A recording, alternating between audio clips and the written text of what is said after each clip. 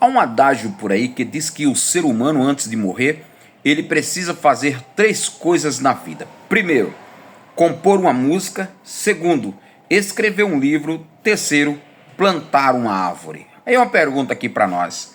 Você já plantou uma árvore? Já escreveu um livro? Já fez uma música? Então diz que você não pode morrer sem antes fazer essas 3 coisas. Meus irmãos e irmãs, amigos e amigas, a paz do Senhor, tudo bem com vocês? Família, tudo bem? Espero que sim. Mais um devocional diário da AD Holinés. Hoje é dia 1 de maio de 2025, 1/5 de 2025, dia do trabalhador, aqui comemorado no Brasil. E o nosso tema devocional é Sementes da Fé. Pois é, eu ouvia falar isso desde criança, que são três algo principal que a pessoa tem que fazer antes de morrer: plantar uma árvore, compor uma música e escrever um livro. Eu já escrevi um livro, né? Só não publiquei, mas eu tenho um livro escrito sobre discipulado. Mas vamos lá. Hoje o nosso tema é Sementes da Fé. O nosso irmão Christopher Hollinger, um americano, e ele conta uma experiência muito grande sobre as sementes da fé que ele quer falar aqui neste livro do nosso devocional Pão Diário.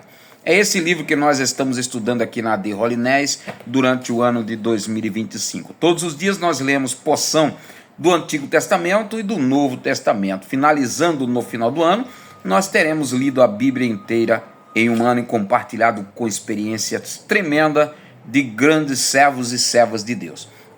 Bom, a experiência do nosso irmão foi que ele preparou um terreno que ele tinha ao lado da sua casa. Ele arou, passou o trator, gradeou a terra e estava pronto para semear uma semente ali naquele terreno, né? O terreno estava preparado para receber semente. Diz que era na época da primavera. Na primavera o vento soprou muito forte e uma árvore um pouco perto da sua casa balançou forte demais e as sementes daquela árvore se espalharam no seu terreno pronto e preparado para receber novas sementes. Ele disse que 15 dias depois, ao olhar para o seu terreno, ele viu que 15 dias depois estava tudo nascendo, aqueles pezinhos de árvore, tudo cheio de vida, mesmo não sendo aquilo que ele queria que nascesse, ele queria plantar. Ele estava com o seu terreno preparado, o solo preparado. A Bíblia diz que a palavra de Deus ela é como semente. Só que o nosso adversário também tem sementes perigosas que ele tenta lançar no nosso solo, nos nossos corações. E a Bíblia diz que ele é ágil às vezes em ir lá nos corações e arrancar as sementes da palavra de Deus quando lançada. E a palavra de Deus, quando ela é lançada no coração, ela germina e ela brota.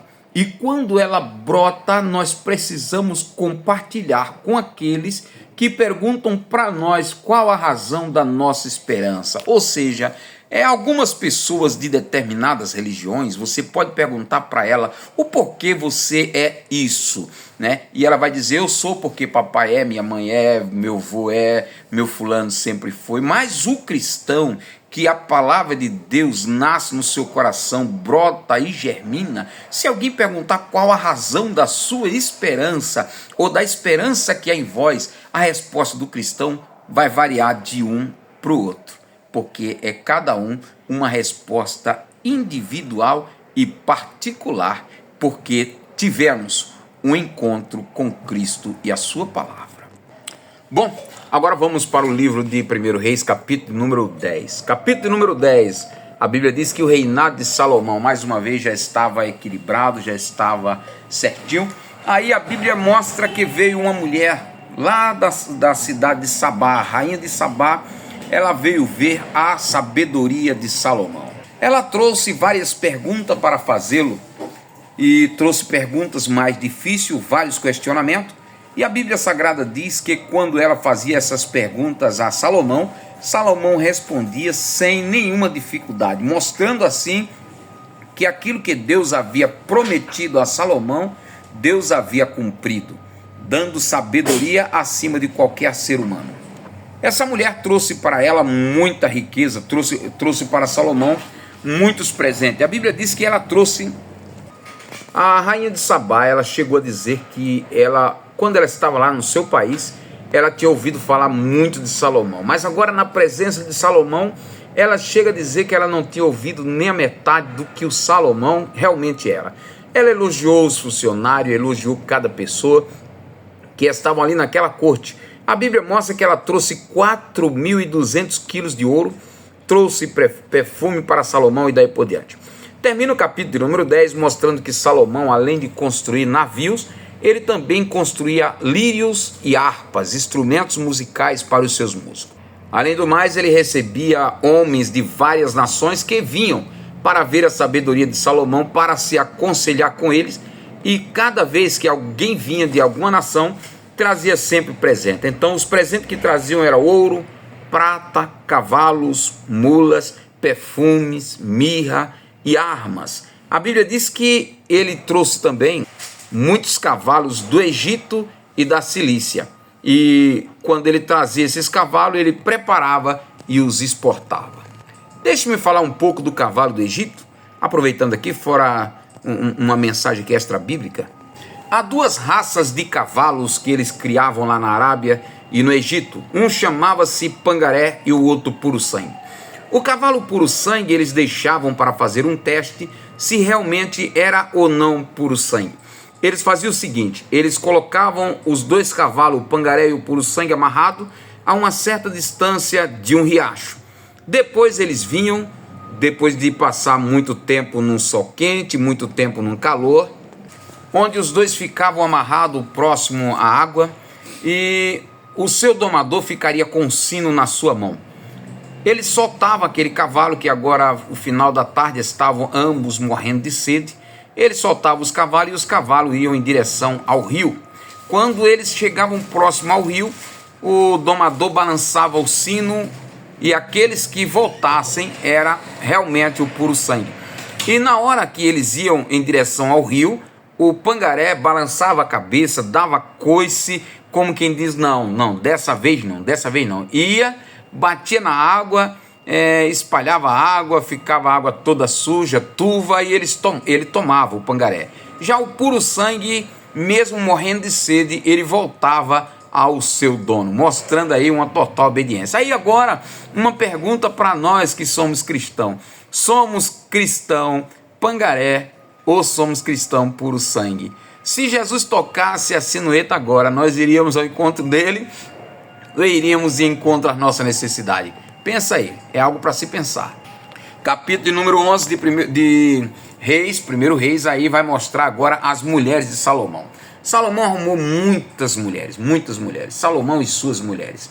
A Bíblia diz que ele teve 300 mulheres, 700 concubinas, mas aquelas mulheres no versículo de número 4, 1 Reis 11:4, diz que depois de velho, elas induziram a Salomão a adorar a outros deuses, né? A Bíblia diz no capítulo 11, versículo de número 5, que ele adorou a Asterote, adorou a Moloque, adorou a Camos e adorou a outros deuses por aí. É quando Deus fica triste com Salomão e promete que vai pegar o trono dele e vai dividir com seu amigo, né? Aí vai aí a história aí de homens que Salomão vai vir negócio aí agora, tá? Infelizmente, eu digo infelizmente, Salomão não construiu só o templo de Salomão, o templo dedicado ao Senhor. A Bíblia diz também que ele construiu um grande templo para Moloque. Sabe Moloque?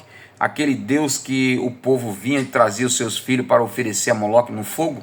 Ele fez um grande templo para Moloque, fez um grande templo para Camos, deus moabita. Ele fez um grande templo para Asterote e saiu aí fazendo o templo adoidado. Pensa no homem. Aí a Bíblia mostra aí que Deus não gostou dessas ideias e agora está chamando Jeroboão. Jeroboão, a Bíblia diz, Jeroboão era um dos servos de Salomão, um funcionário, um cara muito bom, muito inteligente, e agora ele tem um encontro com o profeta Aías. Surge aí um profeta na história em 1 Reis, capítulo 11. Aías vai de encontro a Jeroboão, veste uma roupa nova para aquele evento, ele veste uma túnica nova, e quando ele chega até Jeroboão, ele rasga aquela túnica em 12 pedaços e diz: pega 10 pedaços dessa túnica aqui, porque assim diz o Senhor: eu vou rasgar o trono de Israel, vou rasgar o reinado de Salomão, vou entregar 10 nas tuas mãos, né? E o restante vai ficar com o filho dele. E a Bíblia diz que Jeroboão vai embora porque Salomão, quando fica sabendo, tenta matá-lo. Aí é onde se diz aí que quem tem promessa de Deus não morre. Salomão, além de Jeroboão, ele tem outros inimigos agora. Ele tem um inimigo chamado Haddad. Quem era Haddad? Haddad era filho do rei também chamado Haddad, que na época de Davi, Davi expulsou Davi, acabou com a terra deles, eles foram embora para o Egito, e agora Haddad cresce, tá? Haddad cresce, Haddad agora já é um homem, e ele vai se levantar aí contra Salomão, tanto Haddad quanto Rezon, e agora mais um para essa jogada, que é Jeroboão, que agora já detém uma promessa da parte de Deus para a sua vida. Finalizando o nosso devocional do dia 1º de maio, a gente vai para o livro de Lucas, capítulo de número 21. Ontem nós falamos que Jesus estava falando sobre a destruição do templo, sobre as grandes tribulações e daí por diante. Ele disse, ai daquelas que estão grávidas, daquelas que estão amamentando, né? Porque vai vir aí uma grande tribulação, uma grande perseguição. Haverá grande sofrimento sobre a terra, diz o texto bíblico. Serão mortos, pessoas serão mortas pelas praças da cidade, pelas ruas da cidade, pelas armas dos inimigos. Haverá sinais em algumas esferas aí. Haverá sinais nos céus, haverá sinais no mar, haverá sinais na lua, no sol, nas estrelas. As nações estarão em grande angústia. Irmãos, vai ser muito sério a grande tribulação. O texto bíblico, o próprio Jesus chega a dizer que pessoas desmaiarão nas ruas pelo bramido dos mares. Os mares vão bramir, vai ouvir barulhos dos mares, e pessoas desmaiarão pelas ruas. E ainda diz mais que as potências dos céus serão abaladas. Assim como a figueira, ele chega a apontar, assim como a figueira lança de si o seu figo, assim também serão as estrelas lançadas do céu e daí por diante. Ele termina dizendo que os céus e a terra passarão, mas as suas palavras não há de passar, e ele manda uma ordem para cada um de nós: vigie para que a minha vinda não vos pegue desprevenido, despreocupado ou vivendo à toa em festas e em bebedeiras. Olha só, o que é bebedeira? É beber água, beber Coca-Cola, beber o quê? Né? Então algumas pessoas aí que gostam de tomar um melzinho, então tome cuidado. Isso é Jesus que nos orienta mais uma vez sobre o vinho. Ele disse assim, vigiai para que aquela vinda não pegue vós desprevenido vivendo à toa. Então Jesus disse, precisamos vigiar para que a sua volta não pegue a gente preocupado com os problemas dessa vida. Finaliza o texto dizendo que Jesus, ele ia no templo sempre de manhã, ensinava até a tarde, no final da tarde ele voltava para o monte, onde passava a noite, terminando aí, dando-nos um exemplo de que nós precisamos também orar. Deus abençoe sua vida, sua família, seu lar. Um grande abraço, amanhã temos mais.